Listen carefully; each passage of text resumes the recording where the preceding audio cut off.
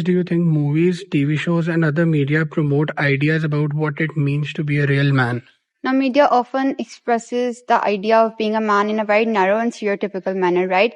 It sets certain standards that men should conform, and when media portrays those standards, it sets the benchmark which the men tend to follow. For example, emotional stoicism, dominance, being aggressive, suppressing your emotions. For example, things like men don't cry, that we even see in the dramas and films that are being taught to young boys from a very young age, right? So when these type of things are depicted in the media, which is then watched by large mass of audience, we see that how this naturally inculcate the idea of conforming to those false standards. Describe a situation where you felt pressure to conform to traditional ideas of how men should behave. Yes, there was a moment when my grandmother died, and she was very dear to me. And my mother, as I was crying out too loud, my mother told me to behave yourself, like man up. Yeah. So that is the situation. That was the day I felt like this is something to be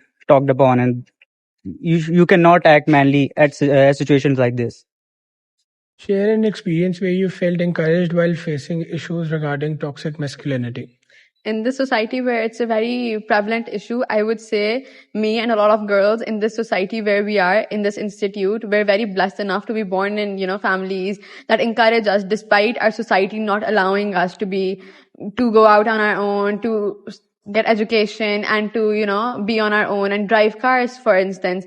And something that I faced recently was that I went on an international trip alone. And even, my extended family discouraged this, and discouraged my father and told my father not to send me alone, on a trip with friends to an international foreign country. But they still allowed me, and they still, they still supported me, and they were very happy with it, and so was I.